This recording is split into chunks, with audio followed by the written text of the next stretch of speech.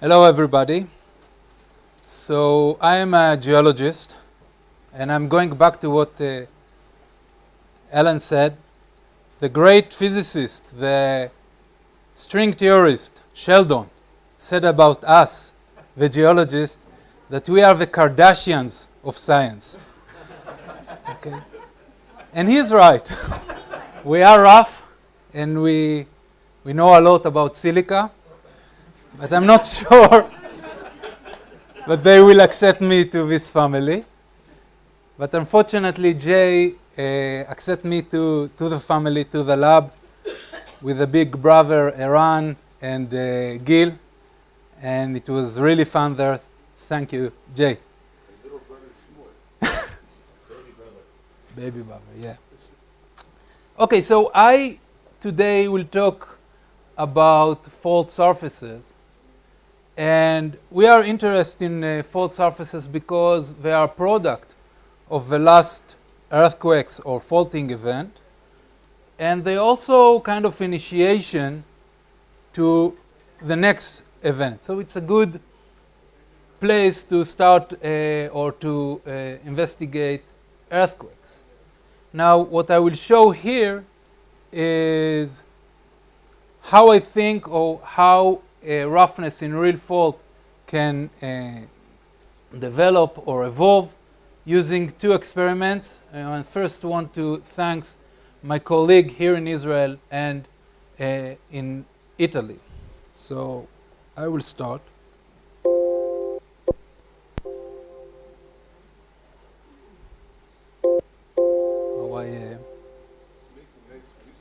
Yeah, probably I'm pushing the wrong button, so it's not up, it's these.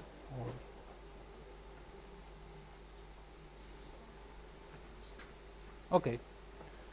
So, well, the pioneers of tribology already show us the relationship between roughness, contact area, and friction, talking mostly about the asperities and very small scale topography.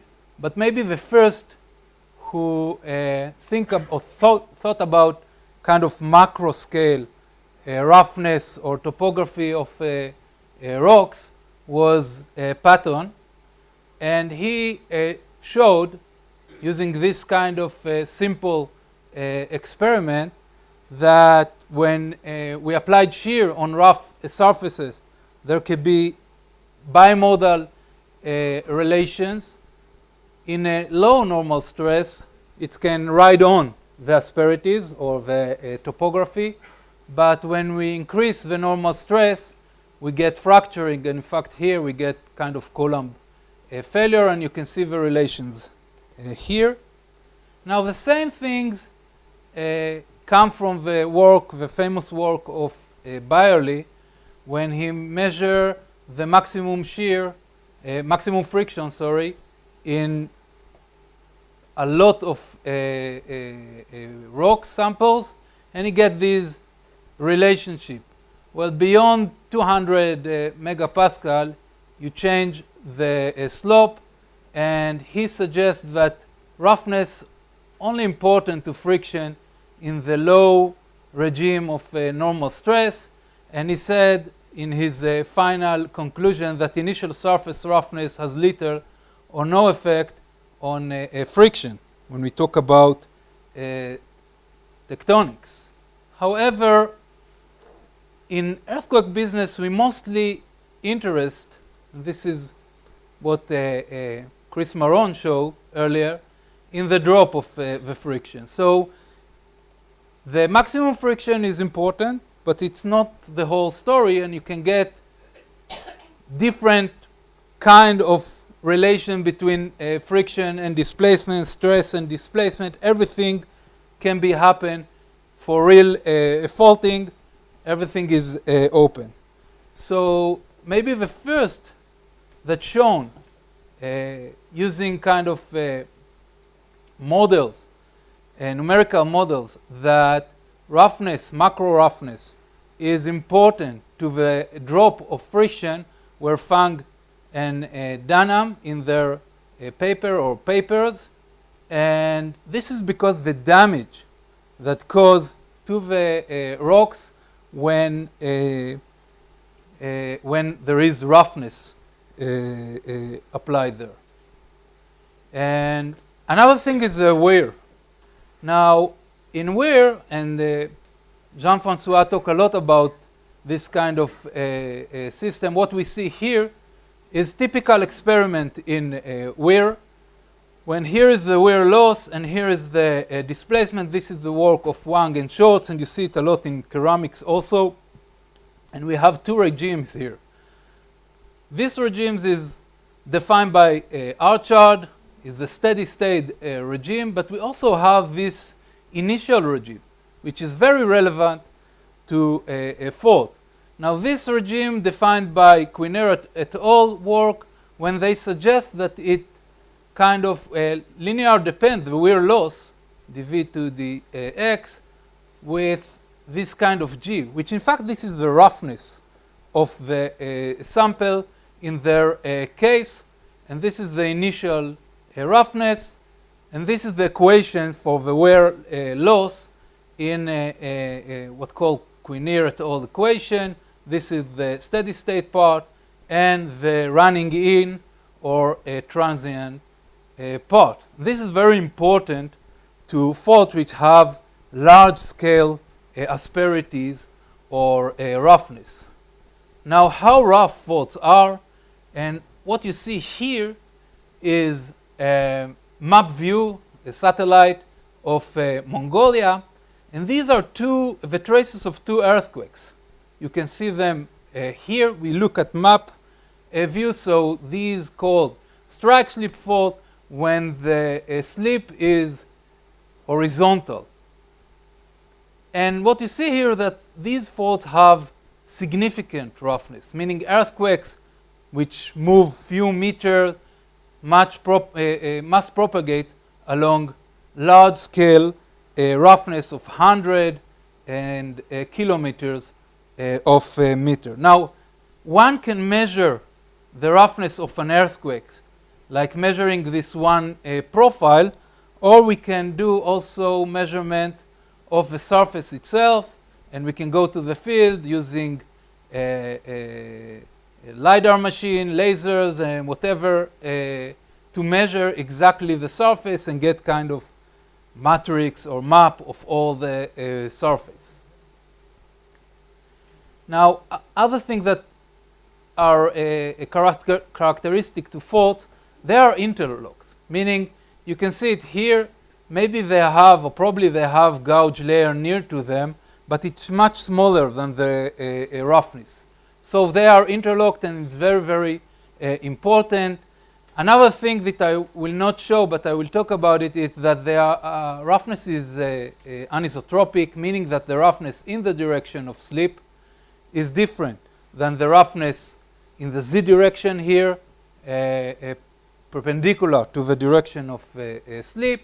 And many people publish many papers that show that roughness statistically described as self-affine, meaning that it can be described using one power law with this power h, which called Hurst exponent or a roughness exponent, and this is usually how people describe it.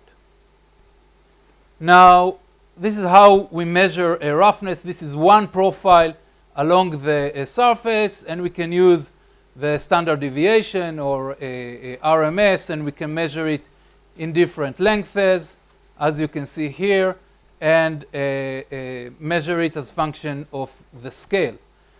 Sometimes we use power spectral density, and if a power spectral density is kind of power law, this alpha can be related to this roughness exponent.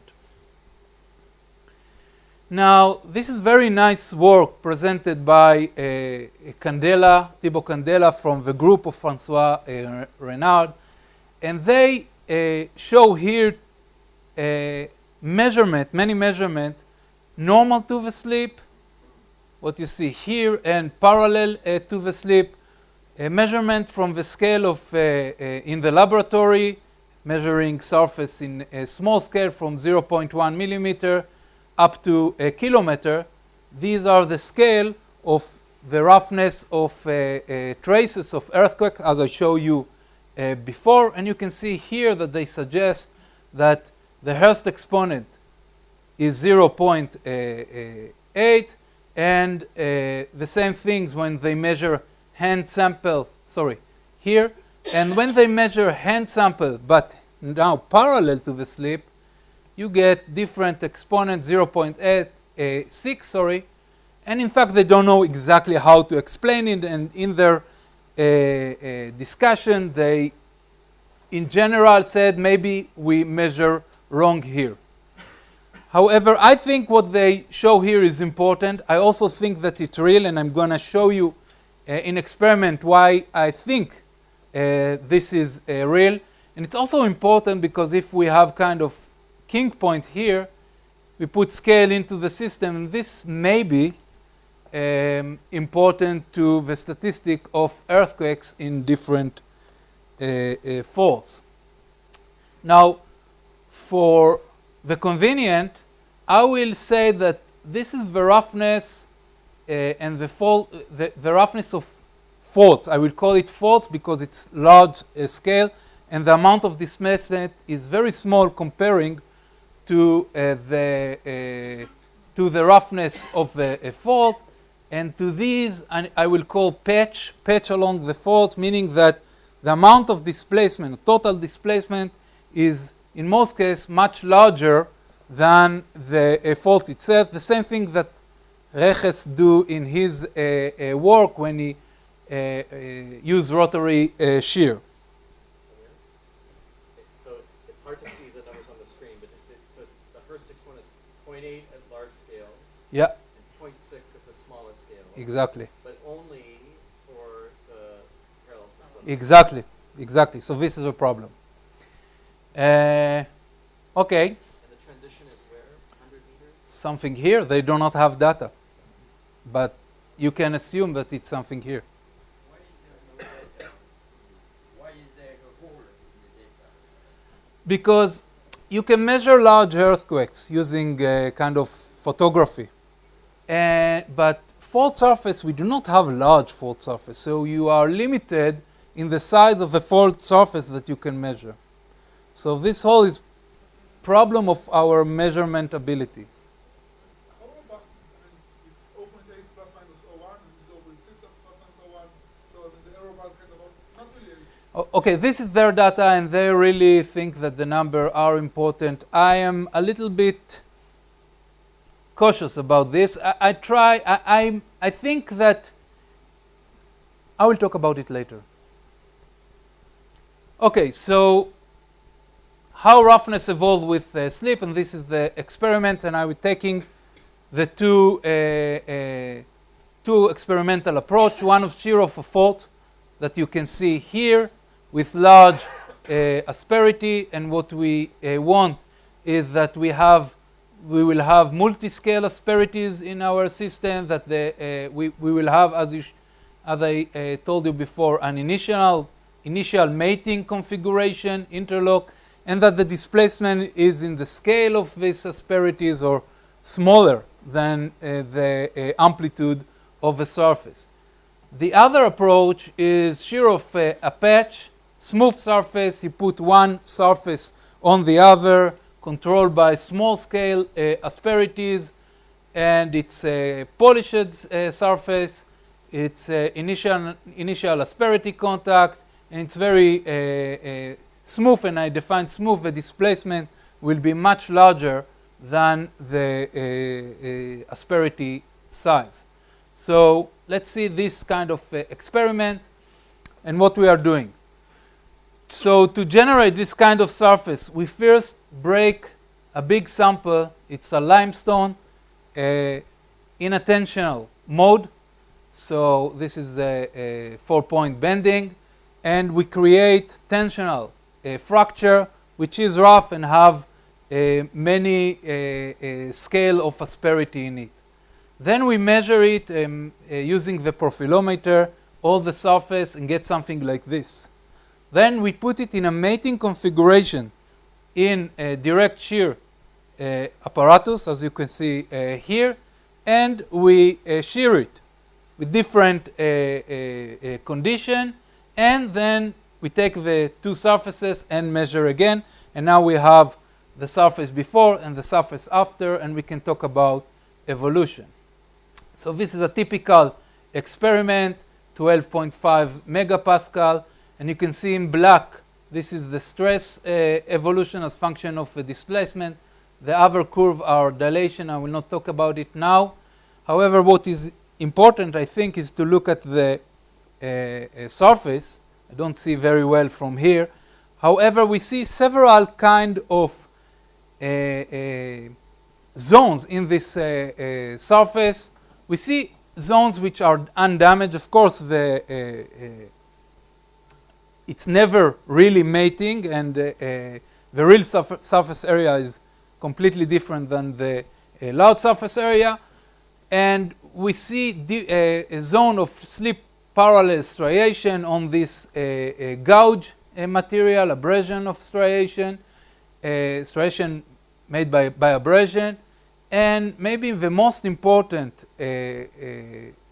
roughness that is appear here is this penetrative and damage fracture, mostly tensor fracture, but also shear fracture that damage the entire surface and kind of control on the large scale roughness of this sample. You make the measurement from both surfaces? Yeah. And you see more or less similarity? In general, yes, but it's the opposite. So it's anti-symmetric. Yeah. So this is an example to the pre-shear and post-shear matrix that we use. And you can see here in color the topography and the change of the topography. And if we take two profiles along the surface in blue, this is before shear, and in red, it's after shear. And we can see how the topography changed. This large topography is because of this penetrative fracture, the damage to the sample itself. And this area, there was no contact, so it's the same kind of topography in two cases. Now when we do the roughness analysis, so what you see here, this is the experiment condition. It's a low normal stress, and this is the displacement rate, and we see how roughness evolved. Blue is before and red is after. This is the power spectral density and the RMS. And we can see that in this low normal stress, if the slip become larger, the surface become smoother, and you can see it here. Now these are the result of different experiments, which now been done with a fixed displacement, but we change the normal stress. And here you can see in 2 MPa, this is the same picture that you see before. And something that I didn't told you before, maybe I will go back, is that the slope didn't change in these experiments, meaning we didn't change the exponent because of the shear.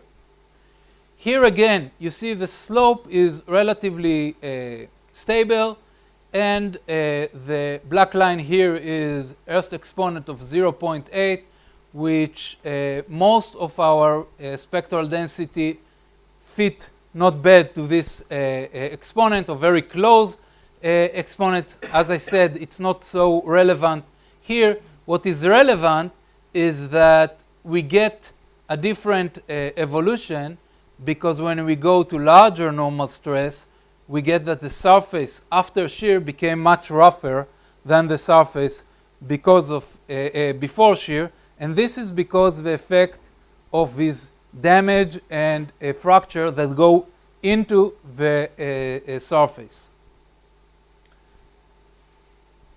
So brief summary of the main result here.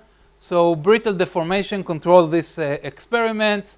We see transient wear of interlock surfaces, and increasing roughening as function of normal stress, decreasing roughness as a function of slip, and the Hurst exponent, or the best fitting that we did in this experiment, we don't have 5 order of magnitude of scale, is 0.75 to 0.9. Now this is the other experiment, and we did it in Italy. So this is the machine that Chris Marron and Cristiano Colettini designed. It's very a nice machine. We use it very simply in a direct shear configuration. You can see here the stress displacement. No earthquake here. It's not stick slip. It's continuous sliding.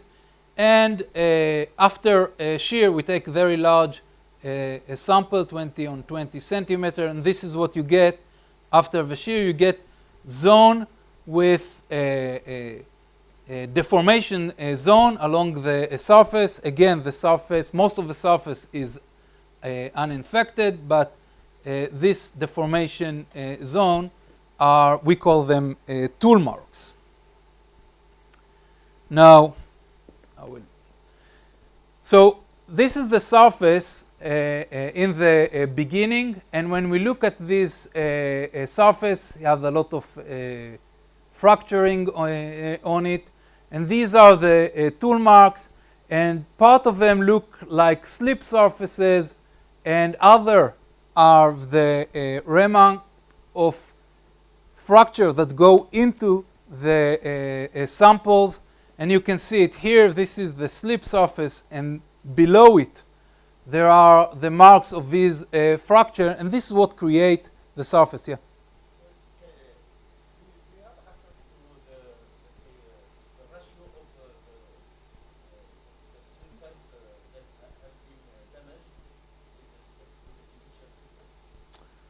Well, it's kind of problem, because when you have the final, you do not know if the contact was along all the deformation zone, or it only in the edge. So I don't know how exactly to do it. So okay, this is a cross section. Yeah, this is YX. This is a map view. This is a cross section of how penetrative fracture look in these tool marks. For example, in this area. Sometimes we have this kind of shining area, and what we call mirror surface. And if we go to high resolution scale, we can see this striation. They have limit in their appearance, and below it we have these bubbles, these circles, which are a product of plasticity, and Einat wrote very nice model to their generation in our work with Shalev Simantov.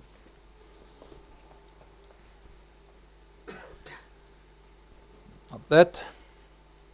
So roughness. So as I told you, these tool marks have slip surface and have fractured zone in them. So this is the measurement of one slip surface, and you can see this is exactly as H. It's the roughness exponent. Here, this is the initial surface, and here is several tool marks that we measure with a kind of range of roughness along them. Now, this is maybe interesting because here we separate tool marks to zones of slip surfaces and zones of a fracture, and we get different roughness exponent, and of course also the prefactor. This is typical of a fracture zone. This is kind of a slip surface, but it's not really polished. It's something which have a small scale branches in it, or stairways, and this is the most polished mirror slip surface that we get with this roughness or Hurst exponent. And here is only a picture to see what exactly happened. This is the initial tool marks, and it creates this damage into the surface. And after that, there is a lot of flow and plasticity on the surface itself, and we get this smooth slip surface that we see in the samples. Now, this is the same picture that Zeev showed us before, and this is what's happened when you do rotary shear and very fast.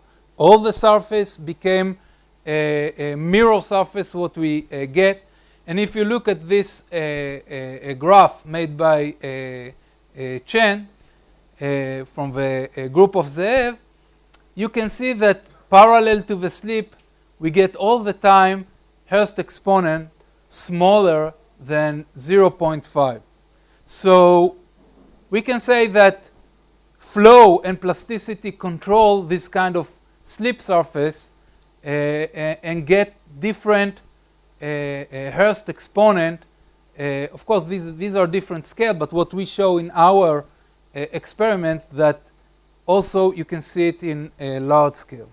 This is true also for high normal stresses? This kind of low? I don't know what is high. High normal stresses. My experiment with high normal stresses were only with very rough surfaces. So rough surfaces, it's brittle deformation, and we didn't solve this. But I don't see why not. Meaning, mirror surface being observed by, I think, Niemeyer under very high normal stresses. Okay, so I'm going back now to the what I showed you before and what we think. At least I think. I think that what we see here is the separation between surfaces or patches that are controlled by ductile deformation. Maybe I should be, I would say, granular flow, cataclastic flow, even in small scale plastic deformation. And it's never, of course, pure plastic deformation as in Zeev experiment. It probably, when we have several earthquakes, there is also a fracturing, of course, and a lot of brittle deformation, and we get this kind of Hurst exponent. But in the large scale, it's only brittle regime, it's only brittle branching, whatever mechanism that affect the surfaces, and we get this 0.8, which is kind of the same exponent that we see in many brittle process in shear in rocks. So, conclusion, in the rough surfaces, large scale fault controlled by brittle deformation, scaling low prefactor increase with normal stress, decreased with continuous slip. The roughness exponent value is relatively constant and high, as you can see here. And in smooth slip surface, what we call patches, increasing of cataclastic flow and plasticity, we get low Hurst exponent. And in general, this is it. And just wanted to finish with this picture of very smooth patches along two different faults. This is the San Andreas fault, and this is the Dead Sea fault in Syria. Thank you very much.